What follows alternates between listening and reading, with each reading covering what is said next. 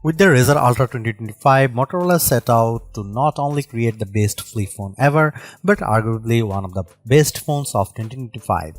The Snapdragon 8 Elite and 16GB of RAM provide stellar performance, and improvements to the camera, battery, and charging really take it to the another level. Moto AI could use a little tweaking, but it offers a fairly comprehensive suite of features in addition to Google AI or Gemini capabilities. That said, with all this power comes a high price tag, which may understandably turn some consumers away. The Motorola Razr Ultra 2025 was announced on April 24 and pre-orders began on May 7, with open sale starting on May 15 in the United States. Two configurations are available: 16GB plus 512GB, which cost is $1,299 and 16GB plus 1TB, which cost around $499. The phone comes in 4 different color options, courtesy of Pantone, Scarab, Rio Red, Cabaret, and Mountain Trail. Availability will depend on the retailer and carrier. If you have followed the Razr series for the past few years, then the design of the Razr Ultra 2025 shouldn't surprise you. It looks nearly identical to its predecessor, which in the case would be the Razr Plus 2024, sporting the same curved frame, rounded corners, and massive cover panel. The difference lies in the slightly larger display size, the new materials on the back, and the IP48 water and dust resistance for improved durability. The Razr Ultra 2025 color options are quite interesting this year, as Motorola continues to move away from muted shades.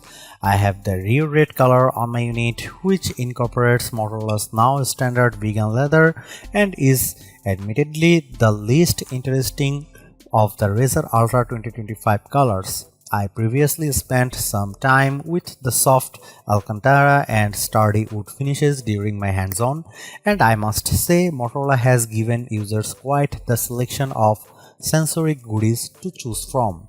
I also like that Motorola switched from a glossy frame to brushed metal, as it gives the overall design a rustic sheen. Opening the phone feels great thanks to the new titanium reinforced hinge. It's stronger and makes it easier to open the Razr Ultra with one hand. It almost springs open with a satisfying click, which sounds about as good as it does when closing the phone. When the phone is open, you are greeted with a 7-inch OLED display that looks much punchier than previous models. This is likely a result of the Pantone collaboration, which aims to provide authentic and vivid images. The sharper Super HD resolution also makes content look crisp, while the variable 165Hz refresh rate helps make UI elements move with a sleek, buttery smoothness. Motorola offers 3 display presets for controlling color display: natural, radiant, and vivid. I would suggest radiant, as it splits the difference and gives you a bit more vibrancy without overdoing it. There are also a few settings for eye protection, including flicker prevention for users with PWM sensitivity, which is nice to see as Motorola continues improving the overall quality of its displays. The Razr Ultra 2025 is powered by the Snapdragon 8 Elite, making it the first flip phone to feature this chipset. Coupled with 16GB of RAM, it theoretically surpasses other flagships, at least on paper. It may seem like overkill, and it probably is, but the result is the kind of performance you'd expect from a top-tier flagship phone, as I experienced no lag or hiccups in my use. Unfortunately, the Geekbench 6 scores don't really reflect this. It scores lower than the last year's Z Flip 6 and Razr Plus 24 in single-core tests, although it performs significantly better in multi-core tests. My guess is that Motorola may have adjusted the clock speed of the prime cores to help with thermal management, as flip phones tend to get quite warm in the top half when overworked. I don't put much stock in benchmark tests, and my real-world use of the phone has proven to be quite exceptional. That said, if you do care, then it's certainly something to consider. The rather large 4700 mAh battery should help offset the more powerful chipset and high-resolution display. So far, I have no complaints about battery life and the phone can easily get me through the day, although I haven't managed to get much more than that will usually have to top up while I sleep. Fortunately, power users will appreciate the 68-watt charging, which fully charges the phone in approximately 40 minutes. Although I haven't been able to test out the top 30-watt wireless charging speed as all of my chargers top out at 15 watt, it is good to see a company in the US moving the needle on charging speeds aside from OnePlus. The Razr Ultra 2025 runs Android 15 and will receive 3 OS upgrades and 4 years of security updates, which notably falls behind other flagship competitors. The latest version of Hello UX isn't significantly different from Motorola's Android 14 software, although it incorporates several Motorola or Razr specific features throughout. Motorola has packed as much as AI possible into its Moto AI software, which after some feedback from early testers feels significantly better than last year's beta, with more easily accessible features that can be found in the dedicated Moto AI app. For example, notification summaries are available with the click of a button and are now actionable, and thanks to Perplexity integration, Moto AI will pull up contextual actions based on whatever on your screen when you trigger it, similar in a way to Gemini. Image Studio and Playlist Studio are fun ways to utilize AI to generate images and context-based music playlists, although the latter is currently limited to Amazon Music, which I imagine won't be of much benefit to many people. The Razr still features Gemini and some Google AI features to complement Moto AI, and unlike Galaxy AI, Moto AI isn't injected into every aspect of the OS, which some may find refreshing. That said, there are several ways to trigger it, including the new dedicated AI button and double tapping the back of the phone. One of the coolest features is Look and Talk, which triggers Moto AI by simply looking at the Razr while in tent or stand mode. You can immediately start talking to it and ask follow-up questions, although you'll have to wait until it's done speaking or press the mic icon to interrupt it.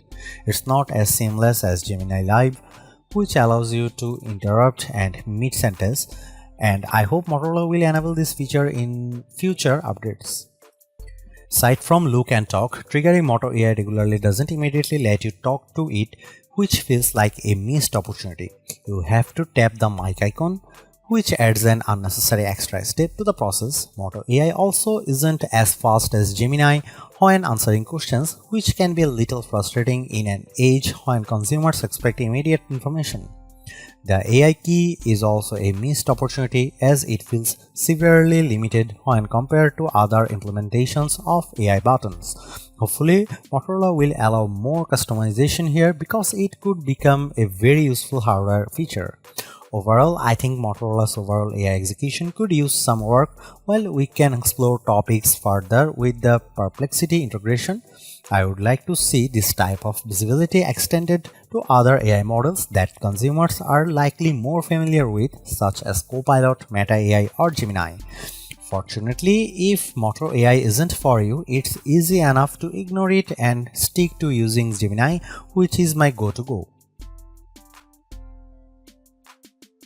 The cover screen experience hasn't changed much from the Razr Plus 2025, which is great. In fact, it got better with Android 15. Not only can you natively use apps on the cover screen, but you can also long press apps for additional actions, and now even set shortcuts to certain app functions on the app panel for even faster access to things without opening the phone. Furthermore, you can enable multiple app and widget panels, which can come in handy if you want separate app pages instead of scrolling through a single panel. That said, the overall functionality of using apps on the cover screen remains the same, and it is still one of my favorite ways to use the Razr. Lo and behold, the Razr Ultra 2025 takes great photos from the primary sensor. Even at 2x zoom, the colors feel much punchier than I'm used to seeing from Motorola, which is likely a product of the Pantone collaboration. Dynamic range also feels improved during the day, with better handling of low light and nighttime images. The result is images that feel more Samsung in terms of color and saturation, while the added depth and definition remind me a bit of a Pixel.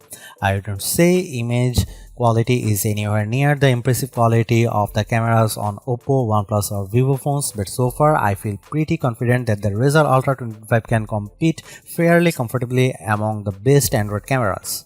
Here you can see some camera samples of Motorola Razr 2025 Ultra.